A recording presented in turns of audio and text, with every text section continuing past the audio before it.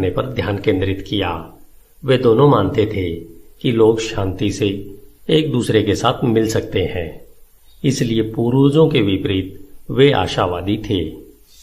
लेकिन स्पेंसर या मार्क के विपरीत राल्स और नोजिक अनिश्चित आशावादी थे। उनके पास भविष्य का कोई विशिष्ट दृष्टिकोण नहीं था। उनकी अनिश्चितता के विभिन्न रूप थे। रावल ने अज्ञानता के घूंघट के साथ न्याय का सिद्धांत शुरू किया। निष्पक्ष राजनीतिक तर्क दुनिया के ज्ञान के साथ किसी के लिए असंभव माना जाता है, क्योंकि यह ठोस रूप से मौजूद है। अद्वितीय लोगों और वास्तविक टेक्नोलॉजी की हमारी वास्तविक दुनिया को बदलने की कोशिश करने के बजाय राल्स ने निष्पक्षता के साथ अंतर्निहित स्थिर समाज के बारे में कल्पना बहुत गतिशीलता के साथ की। नोजिक ने राल्स की पैटर्न अवधारणा का विरोध किया।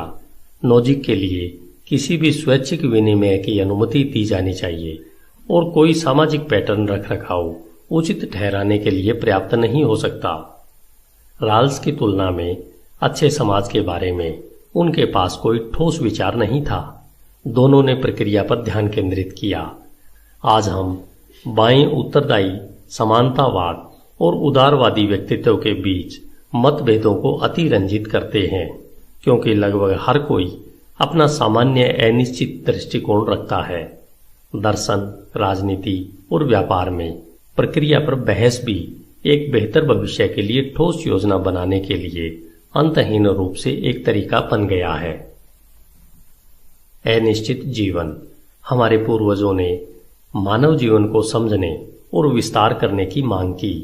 19वीं शताब्दी में खोजकर्ताओं ने फ्लोरिडा के जंगलों में जबान बनाने वाले फव्वारे को खोजा। फ्रांसिस बेकन ने लिखा था कि जीवन की लंबाई को एक महान दवा की शाखा माना जाना चाहिए। 1960 के दशक में रॉबर्ट बायल ने विज्ञान के भविष्य के लिए जवान रहने के रहस्य पर अपनी प्रसिद्ध सारणी को जनता के सामने रखा। चाहे भौगोलिक अन्वेषण या प्रयोगशाला अनुसंधान के माध्यम से पुनर्जागरण के सर्वोत्तम काल में मृत्यु के बारे में सोचा गया था। हमने अभी तक जीवन के रहस्यों को उजागर नहीं किया है, लेकिन 19वीं शताब्दी में बीमाकर्ताओं और सांख्यिकी विदों ने सफलतापूर्वक मृत्यु के बारे में एक रहस्य प्रकट किया, जो आज भी हमारी सोच को नियंत्रित करता है।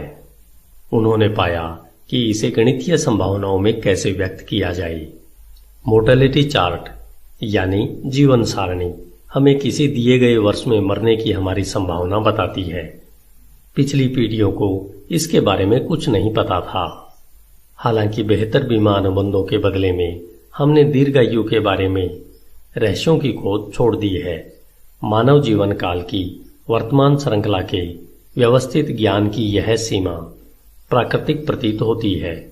आज हमारे समाज को दोनों विचारों से पार जाना है कि मृत्यु दोनों अपरिहार्य और अनिश्चित है। इस बीच जीव विज्ञान के एजेंडों को आकार देने के लिए अनेक संभव दृष्टिकोण आ गए हैं।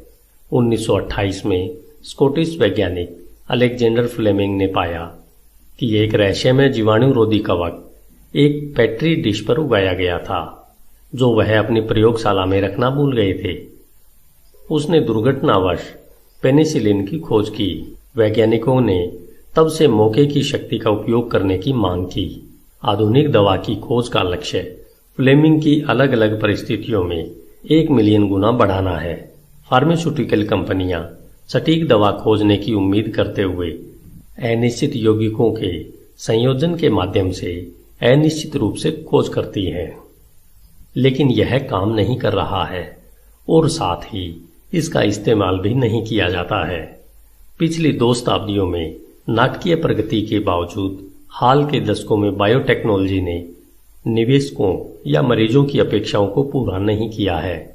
नई दवाओं की संख्या से अधिक सूचना प्रौद्योगिकी पहले से कहीं अधिक तेजी से बढ़ी है। आज बायोटेक के लिए बड़ा सवाल यह है कि क्या यह कभी भी इसी तरह की प्रगति करेगा। बायोटेक स्टार्टअप अनिश्चितकालीन सोच का एक बड़ा उदाहरण है। शोधकर्ता उन चीजों के साथ प्रयोग करते हैं जो शरीर के सिस्टम के जैसे काम करते हैं। इस बारे में निश्चित सिद्धांतों को परिष्कृत